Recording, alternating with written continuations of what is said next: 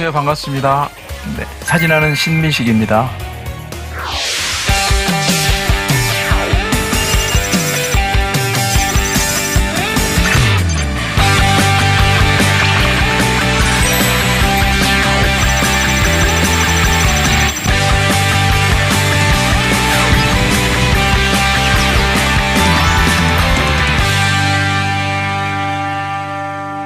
오늘 여기 오기 전에 결국 이러한 나눔에 대한 강의 요청을 듣고 생각을 많이 했어요. 과연 내가 무엇을 나눴는지 아니면 어떤 이야기를 나눌 것인지에 대한 고민을 많이 해봤고요. 제가 이제 올해 이제 53살이에요. 예. 사진을 시작한 지가 30살에 시작해갖고 42살에 데뷔를 했고요. 지금까지 한 28권의 책을 냈어요. 그래서 앞으로의 꿈이 35권의 책을 쓰는 거고 65세까지는 배낭여행을 다니는 게 꿈입니다. 또 하나의 꿈은 60이 되기 전에 결혼을 하는 게 또 꿈이기도 하고요. 그게 가장 어려운 것 같아요. 근데 사실 제가 본의 아니게 처음에는 아프리카에 대한 관심이 많은 사람이 아니었고요. 남미나 유럽 쪽을 여행을 많이 했는데 우연찮게 마다가스카르라는 곳에서 저를 초청했어요. 그래서 마다가스카르를 가게 됐고 거기서 처음 제 삶이 새롭게 변화가 된 거예요. 44살에 갔는데 공항에서 시내에 들어가는 20분 정도밖에 되지 않는 거리에서 제가 가방에서 수첩을 꺼냈어요. 그리고 메모를 했어요. 내가 45년 가까이를 한국에 살았는데 나머지 삶을 살아야 된다면, 그것도 외국에서 살아야 된다면 여기겠구나, 그런 생각을 들게 했고요. 근데 그 느낌은 지금도 왜냐고 물어보면 말할 수가 없어요. 근데 우리 그런 거 있지 않나요? 너무 좋으면은 이유가 없는 거. 너무 보고 싶은데, 사랑하는 사람이 보고 싶은데 왜 보고 싶냐고 물어보면 웃기잖아요. 그냥 보고 싶은 거고. 너무 맛있을 때는 맛있는 이유가 없어요. 근데 마다가스카르가 저에게는 그런 느낌이었고요. 어떻게 보면 엄청 낯선 나라잖아요. 그것도 40대 중반에 처음 찾은 그곳에서 이렇게 아름다운 곳이 있구나, 아프리카가 이런 곳이구나를 알게 됐고요. 그게 우리나라의 아프리카 마다가스카르를 처음 알린 계기가 된 거예요. 돌아와서 현대백화점에서 전시회를 했고요. 책을 냈어요. 마다가스카르 이야기라는. 근데 어떤 기자분이 인터뷰를 왔어요. 근데 저는 분명코 그런 얘기를 한 적이 없는데, 인터뷰 나오고 잡지의 제목이 뭐였냐면 아프리카에 미친 아프리카 전문 사진가, 이렇게 나온 거예요. 그래서 아니, 아프리카를 한 번 갔는데 무슨 아프리카에 미치겠어요. 말이 안 되지. 그래서 그 말이 계속 머릿속에 남았던 것 같아요. 그러면은 제목대로 조금 가야겠다 해서 남아공을 갔고요. 남아공에 있는데 어느 방송국에서 연락이 와서 출연해달라고 한 곳이 에티오피아였어요. 그래서 에티오피아 갔다 오고 방송이 좀 반응이 좋았어요. 4부작이었는데 그러다 보니 다른 데서 계속 아프리카 요청이 오기 시작한 거예요. 그래서 지금까지 한 35번 정도를 아프리카를 가고, 제가 의도하지 않았던 부분들, 아프리카에 관심 없던 부분들이 제 의지와는 상관없이 아프리카를 가게 되는 계기가 된 거죠.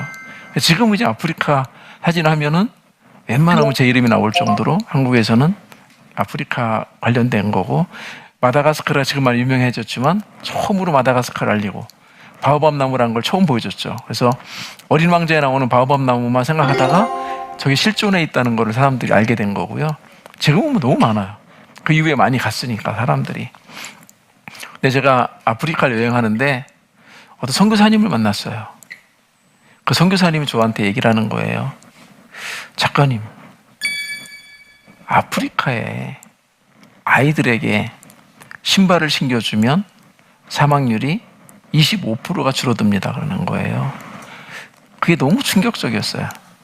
집에 돌아와서 신발장을 보니까 한 6단 정도가 돼요, 신발장이. 신발이 더 이상 들어가기 힘들 정도로 꽉 채워져 있는 거죠.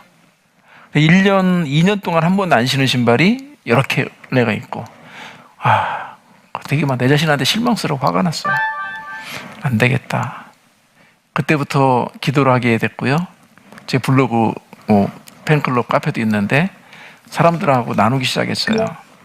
나는 에티오피아에 1000켤레 신발을 가져갈 거야. 사람들이 처음에는 저는 참 무식했어요. 1000켤레 정도면 내가 여기 한국에 사갖고 가야지 했는데 1000켤레가 얼만큼 될 것 같아요? 우리 일반적으로 보는 뭐 스타렉스 밴 같은 거 있죠. 거기 가득해서 두 차입니다. 근데 저는 그걸 들고 가려고 생각했는데 생각해보니까 양이 어마어마한 거예요. 그래서 그러면은 가서 사자. 그래서 제가 강의 다니고 책 내고 사람들하고 블로그를 통해서 인터넷 통해서 이야기를 나누었는데 그게 3년 정도, 2년 반 정도 걸린 것 같아요. 기적적으로 2,300만 원이 거쳤어요. 어떤 사람은 10,000원, 어떤 사람은 100만 원. 그래서 사람들을 10명 정도를 모아서 같이 갔어요. 같이 가서 이 아이들과 함께 신발을 신겨주고, 근데 신발을 신겨주기 전에 그쪽 에티오피아에 우리로 치면은 뭐 동사무소 같은데 뭐 생활보호 대상자 있을 거 아니에요. 그분들에 대한 명단을 다 받은 거예요. 1000명에 대한 명단을. 그래서 어린아이 뭐 여자의 발 사이즈, 남자의 발 사이즈 이걸 다 받았어요. 에티오피아에 가서 신발을 사는데 신발 가게가 그렇게 1000켤레를 팔 만한 신발 가게가 없어요. 우리나라도 그렇지 않을까요? 아무리 커봤자 아이들 신발을 1000켤레를 어떻게 팔겠어요. 근데 수소문했는데 딱 한 군데 나라에서 운영하는 신발 가게가 있는 거예요. 거의 저하고 에티오피아에 있는 사람들하고 같이 가고 신발을 사이즈 고르고 사는 데만 이틀 걸렸어요. 근데 신발 다 사갖고 이제 봉고차에 싣고 현장에 가죠. 그래서 그게 이제는 제가 오늘 첫 번째 보여드리는 이 아이들의 신발이 없기 때문에 발이 뭐냐면 왜 죽는지 혹시 모르시죠? 이 감염이 되는 거예요. 맨발이 상처가 나면 파상풍 걸리는데 저희 나라는 파상풍 걸리면 그냥 소독하고 병원에서 충분히 치료가 되지만 이런 시골에 사는 친구들에게는 이게 더 커져갖고 죽음에까지 이르게 되는 거죠. 평생 병원을 한 번도 못 가본 아이들이니까. 그래서 발을 보호해줘야 되는 거죠. 이렇게 발들이 보면 엄청나게 거칩니다. 근데 발바닥이 워낙 단단하기 때문에 찔리진 않아요. 웬만한 가시나 이런 거로는. 근데 옆에 찔리거나 연약한 부분이 찔릴 수가 있어요. 발바닥은 어지간하면 괜찮은데 옆에. 그래서 이게 발을 보호해줘야 되는 그런 역할을 하는 거죠, 신발이. 이 아이들과 함께 신발을 고르고 현지인들과 함께 신발을 나눠주기 시작했어요. 근데 어떤 아버지가 자기 아이의 신발을 신겨주는 거예요. 근데 한 번도 이게 신발을 신겨본 적이 없는 거예요, 아빠가. 운동화끈을 매본 적이 없는 거죠. 근데 그게 마음이 너무 아팠어요. 아이를 위해서 신발을 사줘본 적이 없는 아빠? 어떤 마음일까? 근데 더 마음이 아팠던 거는 이게 사이즈는 이분들이 다 적어서 보내줬는데 신발을 제대로 사본 적이 없잖아요. 그러니까 이게 길이는 맞는 것 같아요. 근데 여러분 신발 보면 아시잖아요. 길이만 중요한 게 아니라 볼이 중요해요. 길이는 맞는데 볼이 안 들어가요. 근데 안 들어가는데 저거를 안 맞는다 그러면 내가 다시 가져갈까봐 억지로 끼워 넣어요, 신발을. 근데 그런 안쓰러운 모습들도 있고요. 이렇게 신발을 신겨주는 거죠. 근데 저는 그런 생각이 들었어요. 왜 이 신발이 이 사람들에게 중요할까? 더 슬픈 건 뭐냐면 그 신발을 줬는데 신발을 안 신는다는 거죠. 아까워서 못 신는 거예요. 저도 13남매 막내로 시골에서 자랐기 때문에 너무너무 가난하게 자랐거든요. 근데 이 신발 사주면은 머리맡에다가 탁 놓고 감상하고 보고 내가 비록 빵꾸난 고무신을 신고 다녀도 내 그 털신 운동화는 있는 것만으로 행복하지 않나요? 여러분 통장에 1억이 있으면요 오늘 굶어도 배가 부른 거예요. 근데 아무리 배가 불러도 내 통장이 마이너스 통장이면 배고픈 거죠. 이 신발을 안 신고 신발을 박스채 딱 들고 와서 가는 거예요. 그게 더 마음이 짠해. 그래서 난 속으로 속상했어요. 아니 신발 신으라고 갖다 줬더니 신발을 신질 않아. 그리고 나서 돌아와서 사람들하고 이 사진을 찍고 영상을 보여주고 나눴어요. 후원했던 사람들과 함께. 그 사람들이 더 은혜 받는 것 같아요. 나눔이란 그런 거예요. 내가 아니라 받는 내가 아니라 주는 그들이 더 행복한 거예요. 근데 영상을 보여주니까 내가 낸 거에 대해서 너무 확실히 보여줬잖아요. 너무 좋은 거죠. 그 이후로 크록스에다가 내가 연락을 했어요. 샌들 파는데. 근데 저는 좀 무식해요. 그냥 일단 전화를 해요. 내가 아프리카를 가는데 크록스 신발 1000켤레가 필요할 것 같다. 누구세요? 나는 사진하는 사람이고 정 모르면 인터넷에서 검색해봐라. 근데 제가 다행히 인터넷에 그런 나눔에 대한 것들이 좀 나온 게 있어요. 기사들이요.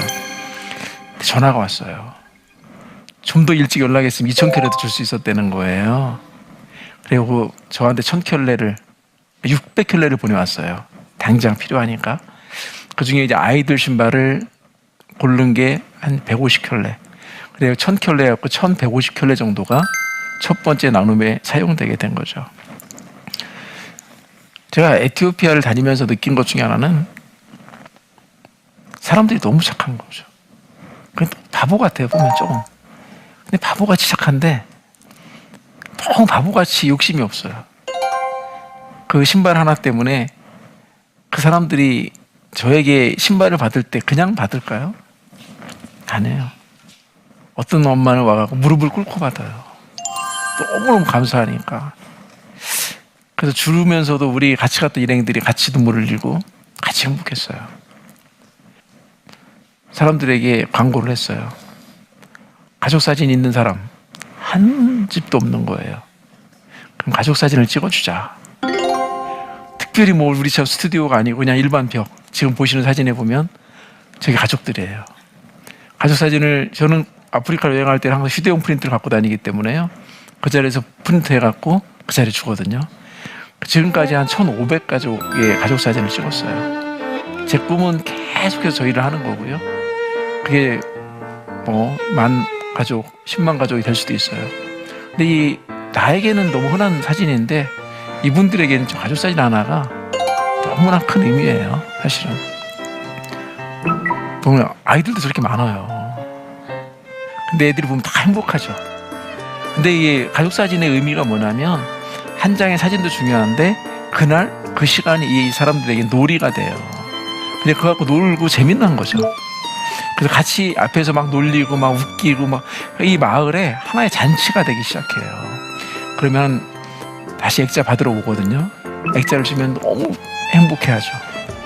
이렇게 우리가 뭐 아프리카에 대해서 알고 있는 것들 중에 잘못된 상식이 많은데 뭐냐면 아프리카는 덥다고 생각하죠. 여기는 이제 에티오피아의 예가체프란 곳이에요. 커피 좋아하시면 예가체프 많이 들어보지 않았을까요? 아프리카 중에 이제 에티오피아가 커피의 원산지예요. 처음 커피가 생겨난 거고 그 지역 중에 가장 유명한 데가 예가체프입니다. 근데 여기는 추워요. 문제가. 아침 온도가 우리 지금 온도랑 똑같아요. 근데 이 사람들이 가난한 사람들은 맨 바닥에서 잠을 자요. 몸이 어떻게 있어요? 되게 안 좋죠. 그래서 생각해낸 게 뭐냐면 이 사진을 찍고 돌아오고 신발 나눠주고 돌아왔을 때 생각하게 된 게 뭐냐면 매트리스를 나눠주자. 매트리스가 없어요. 집마다. 그리고 신청을 받았어요. 가장 가난한 집들을 찾아가고 50집을 받아왔고요. 그래서 저렇게 매트리를 사갖고 다 나눠주기 시작한 거예요. 이 집이 정말 매트리스가 하나 들어가면 집이 전부예요, 그냥. 그리고 어떤 집은 4가족인데 딱 그릇 4개가 전부인 가족들도 있고요. 그만큼 사는 게 너무 척박하고 어렵죠. 사는 게 척박하고 어려운데 저기를 이제 제가 7번을 갔기 때문에 같은 지역을 계속 갑니다. 저를 너무 잘 알아요. 저 가면은 아이들이 옷 잡고 늘어집니다. 그리고 막 가지 말라고 막 울어요. 또 돌아올 때쯤 되면은 서로 막 눈물로다가 이별을 하죠. 그게 결국은 다시 그곳을 갈 수밖에 없는 마음이 통하는 거죠. 이 친구는 누구냐면 예가체프에 사는 후레오라는 친구예요. 이 친구도 보면은 가족 사진을 찍으러 왔는데 혼자 왔어요. 왜 혼자 왔을까? 근데 나중에 앉았을 땐 몰랐죠. 근데 다리를 사용 못해서 기어 다녀요. 2발로 기어 다니는데 제가 가족 사진을 다 찍고 이 친구의 액자를 주고 가고 있는데 차를 타고 가는데 저 앞에 기어가고 있는 거예요. 제가 잠깐 차를 세웠어요. 차를 세웠는데 인사를 했더니 저를 보면서 너무 그 나라 말로 땡큐예요. 너무 고맙다고. 저도 활짝 웃는데 그 웃음이 너무 막 아린 거예요. 그런 거 있잖아요. 뭐 이게 뭐지? 그리고 제가 숙소 돌아왔다가 거기에 사는 분한테 요청을 했어요. 그 후레온의 집을 갈 수 있냐고. 집을 가봤는데 커피 농장 안에 움막으로다가 조그맣게 젖어 있는데 거기 추운 지역이라고 그랬잖아요. 그냥 나무로다 이렇게 다 바람이 다 막 불어와갖고 그냥 아무런 비나 이런 걸 피할 수 없는 그런 곳에 살아요. 그리고 제가 입고 있던 옷 벗어주고 얘기를 많이 했는데 그런 얘기를 했어요. 그냥 나는 형이 되고 싶다고. 다시 돌아올 거라고. 돌아와서 저 후레오에 대한 사연들을 사람들과 나눴어요. 그때 첫 번째 기도 제목이 뭐였냐면 후레오에게 집을 줘주자. 지금 이게 보여지는 이 집이 이렇게 보면 완성은 안 됐어요. 벽도 칠해야 되지만 엄청 좋은 집이에요. 이 동네에서는요. 그래갖고 이 친구네 집을 줬는데 완성은 못 봤어요. 완성이 제가 갔을 때 거의 80% 공정이 끝났고, 여기는 아프리카의 좋은 집과 안 좋은 집의 기준은 바닥에 시멘트가 있냐 없냐예요. 바닥에. 맨 흙바닥이면 안 좋은 집이고, 여기는 축대도 시멘트고 바닥도 시멘트로 다 깔아요. 그래갖고 거의 이제 완성되기 거의 직전에 이제는 제가 찾아갔을 때 이 친구 좀 많이 변했죠. 그래서 저 후레온의 집이 지금 완성이 됐을 거예요. 너무 아름답게 완성이 됐을 것 같은데 그걸 아직 못 봐갖고 좀 답답해요. 어떻게 생겼을까? 근데 방이 2칸이에요. 되게 큰 집이에요. 저기서는. 그래서 한 칸 살던 사람이 2칸 살아보면요. 행복할까요? 엄청 행복하죠. 근데 내가 이 후레오 이 친구에게 물어봤어요. 통역을 통해서. 행복하니? 그러니까 한 말도 안 해. 속상했어요. 근데 고개를 숙이고 계속 울고 있는 거예요. 그럼 나중에 한 얘기는 딱 뭐였냐면 누군가 자기를 위해서 이렇게 마음을 써준 게 처음인 거죠. 자기는 장애인이기 때문에 일도 못하고 국어를 하는 친구예요. 동네 어귀 로타리 같은 데서. 근데 한 번도 자기는 같은 느낌으로 사람들이 자기를 위해서 앉아줘 본 적이 없는 거예요. 근데 같이 앉아서 이야기하고 포옹하고 처음 본 낯선 사람인데 내가 보면 이 집보다 가장 큰 행복이 아닐까? 사실은 이 친구 한 달 버는 돈이 한 15,000원이에요. 근데 이 집 짓는 비용이 거의 400만 원 정도예요. 영원히 가질 수 없는 집이죠. 영원히. 그러니까 너무 크니까, 너무 큰 걸 주니까 그냥 이게 우리도 그럴 것 같아. 누가 나한테 맛있는 저녁 사주면 너무 행복한데 야, 너 반법 아파트 그거 20억짜리 하나 사줄게 그러면 이상할 것 같아요. 어떻게 보면 이 친구에게는 엄청난 큰 집을 우리 집에 한 3억짜리 하나 사준 거랑 마찬가지일 수도 있어요. 근데 갑자기 모르는 놈이 와갖고 친구라고 그러고 나 앞으로 형이 될 거야 이렇게 얘기하더니 갑자기 집을 사주는 거죠. 집을 줘준 거죠. 동네 사람들이 다 와서 구경하는 거죠. 근데 자기는 이 후레온의 집이 이 동네에서 맨 끝이에요. 그리고 엄청 경사진대를 올라가야 되는데 이때가 장마철이에요. 우기철이죠. 그러니까 소나기 진흙이 거기를 갔다가 그냥 기어서 올라가고 왔다 갔다 하잖아요. 이 후레오를 통해서 왜 우리가 나눔을 해야 되는지에 대해서 생각을 하게 됐어요. 내가 왜 이곳에 왔는지도 생각하게 되고, 저는 사진작가인데 왜 사진만 찍지 않게 하고 하나님이 나에게 이들을 보게 하는가? 근데 그거의 가장 큰 기준은 저에게 하나님이 준 가난이라는 선물이었던 것 같아요. 내가 만약 부자인 상태로 여행을 하고 사진가가 되고 그랬다면 아프리카를 갔을 때 불쌍하게 봤을 것 같아요. 불쌍하고 지저분하고 가난하고. 근데 다행스럽게도 아프리카를 처음 갔을 때 저는 신용불량자였어요. 매일 막 빚독촉에 법원에서 날아가고 이런 상황에서 갔는데 사진을 찍는데 아이들을 찍는데 어떤 느낌이 들었냐면 고백을 했어요. 네가 나보다 낫다. 네가 100번, 너 고민이 뭐가 있어. 빚도 없지, 카드 빚도 없지, 대출도 없지, 집에 가면 엄마 있지, 넌 니네 집도 따로 있잖아.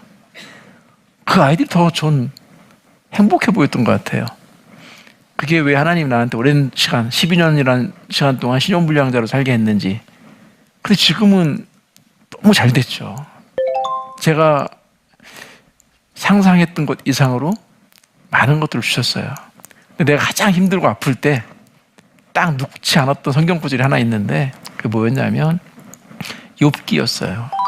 욥기 성경에 보면 감당할 시험만 주신다는 하나님의 말씀이 있었고요. 그 이후에는 생각보다 더 큰, 상상할 수 없는 더 큰 축복을 주신다고. 그러면서 또 연결됐던 게 찬송이 뭐였냐면 그리 아니하실지라도였어요.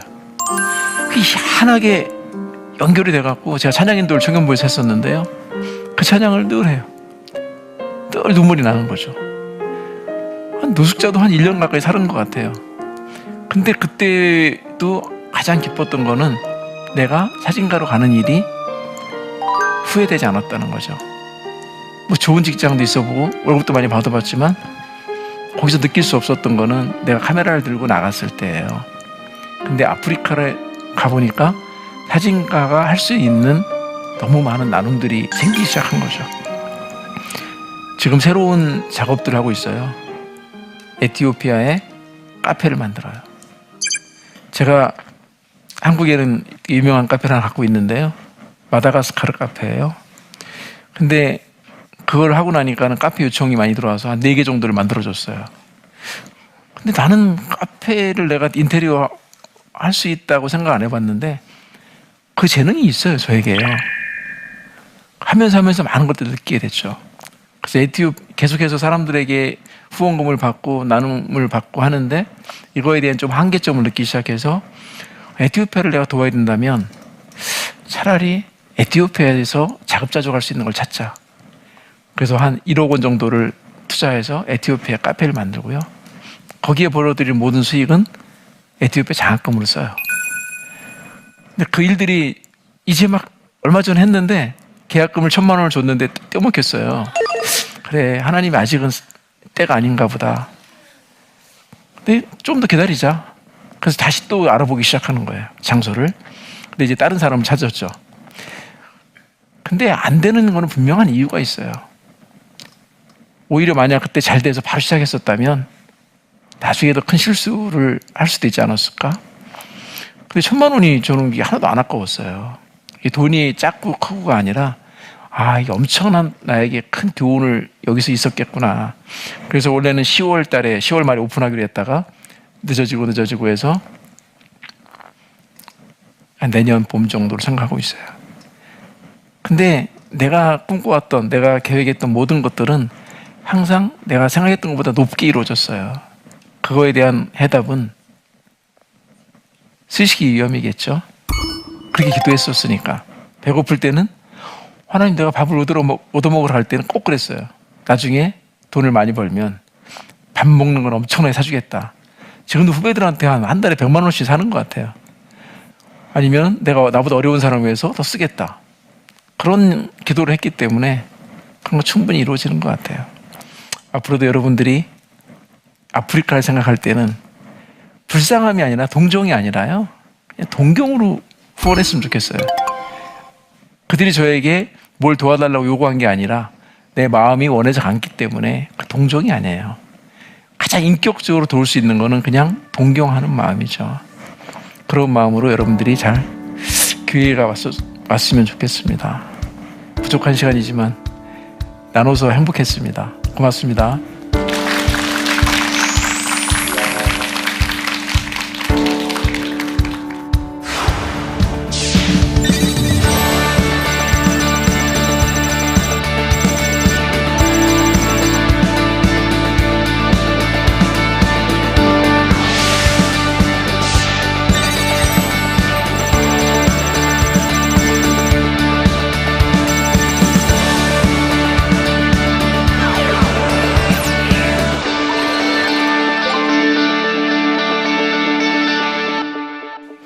네, 이제 강의는 다 끝났는데요. 혹시 질문 있으신 분 있으면 질문을 받겠습니다. 네, 말씀해 주세요. 네, 감동적인 말씀 잘 들었고요. 네. 많은 나라를 여행하셨다고 하셨는데 네. 그 수많은 여행 중에 아, 난 정말 행복하구나 하고 느낀 장소나 사람들과의 그 만남이 궁금한데 에피소드 한 가지만 들려주세요. 제가 지금까지 120나라를 여행했어요. 여러 가지의 의미들이 있잖아요. 내가 좋았던 것들은 자기의 생각과 환경에 따라서 많이 달라지긴 하는데 저한테 풍광이 가장 좋았던 곳을 뽑으라면 볼리비아의 우유니 소금 사막일 거예요. 거기에서 사진을 찍는데 저도 모르게 한없이 눈물을 흘린 거예요. 그 눈물이 모르게 나오는 거죠. 근데 카메라 어느 순간 찍고 있는데 보이지가 않아요, 앞이요. 왜 그런가 했더니 나도 모르게 눈물이 줄줄 흐르고 있더라고요. 그래서 수첩을 꺼내서 메모를 하기 시작했고 그 내용이 감동이 오기 전에 절대로 셔터를 누르지 말아야 했어요. 근데 지금 책 제목은 감동이 오기 전에 셔터를 누르지 말아로 바꿨어요. 근데 그게 이제 사진하는 친구들에게는 아마추어나 이런 분들에게 되게 많은 교훈적인 메시지예요. 그게 말을 만들어내려고 한 게 아니라 그 순간 제가 느꼈던 가장 행복한 순간이니까. 풍광을 얘기한다면 저는 볼리비아 우유니 사막이었던 것 같고요. 사람을 이야기한다면 마다가스카르를 처음 갔을 때 아이들의 눈이 거울이에요. 사진을 찍고 있는데 그 아이의 눈에 제가 보이기 시작해요, 항상. 그래서 야, 사람이 어떻게 이렇게 아름다운 눈을 가질 수 있을까? 제 눈과는 비교할 수 없는 초롱초롱하고 반짝반짝한 그 눈 때문에 너무너무 행복했죠. 그래서 사람은 아프리카가 훨씬 저에게 감동을 준 곳입니다. 네, 오늘 함께 해주셔서 고맙고요. 여러분들에게 조금이나마 즐거운 시간이 되었었으면 저도 행복합니다. 고맙습니다.